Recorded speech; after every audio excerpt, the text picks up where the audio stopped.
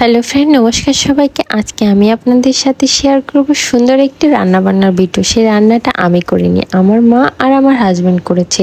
আমি এই খুলনায় আসার পরে, নতুন বাসায় ওঠার পরে আমার মা বাবা একসাথে আসেনি। আমার মা আসছিল, আমাকে বাসায় উঠিয়ে দিয়ে আবার চলে গেছিলো। মা বাবা আসবে আর আমার বড় ভাই আসবে। বড় ভাই বলতে আমার মামাতো ভাই লিখন আসবে। সে আমার বয়সে ছোট হলে এখন সে আমার থেকে অনেক বড় হয়ে গেছে দেখতে, তাই আমি তাকে বড় ভাই বলি। আর আমার ভাই তো এসেছিল, আর তাই এখানে আমি ঘরোয়াভাবেই আয়োজন করেছিলাম, তেমন কিছু না। কারণ সবাই বললো যে এই গরমে বেশি তেল মশলায় যাবা না, সামান্য কিছু রান্না করো। তাই সিম্পল একটা কচুরমুখী দিয়ে রান্না করা হয়েছিল, পাতারি মাছ, আর তার সাথে একটু মাংস রান্না করেছিলাম, ব্যাস এইটুকুনি।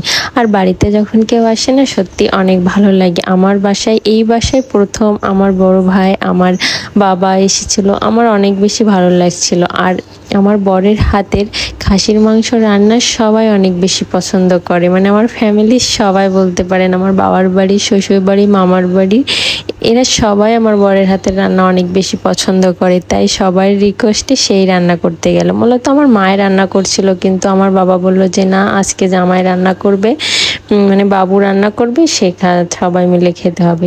সেই কথা শুনে, যেহেতু শ্বশুর বলেছে তার হাতের রান্না খাবে, সে অমনি চলে গেল রান্নাঘরে। যে সুন্দর করে খাসির মাংসটা রান্না করলো। তার রান্নাটা বরাবরই অনেক সুন্দর, আর রান্না করতেছিল আর আমার সাথে একটু মজাই করছিল।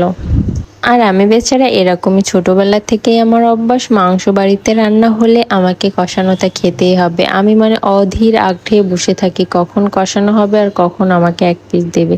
মানে মাটিতে পড়ে গেছে সেটা তুলেও আমাকে দিচ্ছে। এবার ক্যামেরা ধরছিস তখন মানে নাটক করছে যে মানে আমাকে কড়ার ভিতর দিচ্ছে, আসলে কিন্তু মাটিতে পড়ে গেছে সেটাই আমাকে দিচ্ছে। তারপরেও যেহেতু মাংস কষানো, ওটা মাটিতে পড়ে গেলেও আমি খেতে পারবো, আমি এমন একটা লোক। তারপরে কিন্তু সুন্দর করে রান্না বান্না করে আমরা সবাই একসাথে বসে খাওয়া দাওয়া করলাম। আসলে ফ্যামিলির সবাই একসাথে বসে খাওয়া দাওয়ার মজাটাই আলাদা। খাওয়া দাওয়ার ভিডিওটা আমি করতে পারিনি, কারণ এত গরমে সবার খিদে লেগে গেছিলো, খাওয়া দাওয়ায় ব্যস্ত ছিল, আমার মানে ভিডিও করতেই মনে নেই।